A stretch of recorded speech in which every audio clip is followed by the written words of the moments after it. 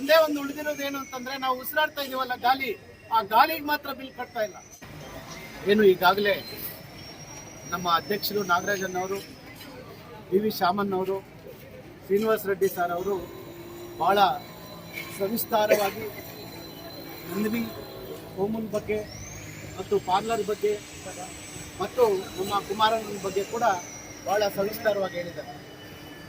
ಈಗ ವಿಶಾಲ್ ಮಾರ್ಟ್ ಆವರಣದಲ್ಲಿ ನಮ್ಮ ನಂದಿನಿ ಪಾರ್ಲರ್ನ ಉದ್ಘಾಟನೆಗೆ ಅವರು ಪಾರ್ಲರ್ನ ಮಾಲೀಕರಾಗಿರ್ತಕ್ಕಂಥ ಅವ್ರಿಗೂ ಕೂಡ ಆ ದೇವರು ಒಳ್ಳೆ ಬಿಸ್ನೆಸ್ ಅನ್ನು ಕೊಡಲಿ ಮತ್ತು ಎಲ್ಲ ಈ ಭಾಗದ ಗ್ರಾಹಕರು ಕೂಡ ಅನುಕೂಲವಾಗಲಿ ಅಂತ ಹೇಳಿ ನಾನು ಆಶಿಸ್ತಾ, ಮತ್ತು ಈಗಾಗಲೇ ಶಾಮನ್ ಅವರು ಹೇಳಿದ್ರು ಕುಮಾರಸ್ವಾಮಿ ಅವ್ರ ಬಗ್ಗೆ, ನಮ್ಮ ಶ್ರೀನಿವಾಸ ರೆಡ್ಡಿ ಸರ್ ಕೂಡ ಬೆಂಗಳೂರಲ್ಲಿ ನಮ್ಮ ರೈತ ಬಾಂಧವರಿಂದ ನಮ್ಮ ರೈತ ಮಕ್ಕಳು ಯಾವುದೋ ಒಂದು ಅಲ್ಪ ಸ್ವಲ್ಪ ಉದ್ಯೋಗವನ್ನು ಗಿಟ್ಟಿಸಿಕೊಂಡು ಹೋಗಿ ಅಲ್ಲಿ ಜೀವನ ಮಾಡುವ ಪರಿಸ್ಥಿತಿಯನ್ನು ನೋಡಿದ್ರೆ ತುಂಬ ಬೇಜಾರಾಗ್ತದೆ.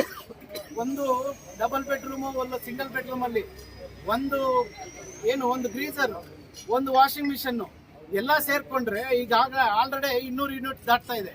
ಹೇಳ್ತಾರೆ 200 ಯೂನಿಟ್ ಫ್ರೀ ಅಂತ. ಯಾವುದಕ್ಕೂ ಫ್ರೀ ಇಲ್ಲ. ವಾಟ್ರ್ ತಗೊಂತೀರಿ, ನಮ್ಮ ಸಂಪಕ್ಕೆ ನೀರು ತಗೊಂಡ್ರೆ ಅದಕ್ಕೆ ಬಿಲ್ ಕಟ್ಟಬೇಕು. ಈಗಾಗಲೇ ವಾಟರ್ ಬಿಲ್ ಏರಿಸ್ತಾ ಇದ್ದಾರೆ. ಮತ್ತೆ ಅದನ್ನು ನಾವು ಸ್ನಾನ ಮಾಡಿ ವಾಶ್ರೂಮ್ಗಳಲ್ಲಿ ನೀರು ಯೂಸ್ ಮಾಡಿ ಮತ್ತೆ ಡ್ರೈನೇಜ್ಗೆ ಬಿಡುವಾಗ ಅದಕ್ಕೂ ಬಿಲ್ ಕಟ್ತಾ ಇದೀವಿ. ಈ ಡ್ರೈನೇಜ್ಗೂ ಬಿಲ್ ಕಟ್ತಾ ಇದೀವಿ, ನಾವು ಸ್ನಾನ ಮಾಡೋಕ್ಕೂ ಬಿಲ್ ಕಟ್ತಾ ಇದೀವಿ. ಒಂದೇ ಒಂದು ಉಳಿದಿರೋದೇನು ಅಂತಂದ್ರೆ ನಾವು ಉಸಿರಾಡ್ತಾ ಇದೀವಲ್ಲ ಗಾಳಿ, ಆ ಗಾಳಿಗೆ ಮಾತ್ರ ಬಿಲ್ ಕಟ್ತಾ ಇಲ್ಲ. ಅಲ್ಪ ಸ್ವಲ್ಪ 20,000 15,000 ಸಂಬಳ ತಗೊಳ್ಳೋವರೆಗೆ ಆ ಕಷ್ಟ ಗೊತ್ತಾಗ್ತಾ ಇದೆ. ಮುಂದಿನ ದಿನಗಳಲ್ಲಿ ನಮ್ಮ ರೈತ ಬಾಂಧವರು ಎಲ್ಲರೂ ಸೇರಿ ಕುಮಾರಣ್ಣವ್ರನ್ನ ಮುಂದಿನ ದಿನಗಳಲ್ಲಿ ರಾಜಕೀಯವಾಗಿ ಉನ್ನತ ಸ್ಥಾನಕ್ಕೆ ಬೆಳೆಸಬೇಕು ಅಂತ ಹೇಳಿ ಕೋರ್ತಾ, ನನಗೆ ಈ ಅವಕಾಶವನ್ನು ಕಲ್ಪಿಸಿಕೊಟ್ಟಿತ್ತು ನಮ್ಮ ಎಲ್ಲ ನಾಯಕರಿಗೂ, ಇಲ್ಲಿ ಆಗಮಿಸಿರ್ತಕ್ಕಂಥ ನಮ್ಮ ಪಕ್ಷದ ಎಲ್ಲ ಹಿರಿಯ ಮುಖಂಡರಿಗೂ ನಾನು ವಂದಿಸುತ್ತಾ ನನ್ನ ಮಾತನ್ನು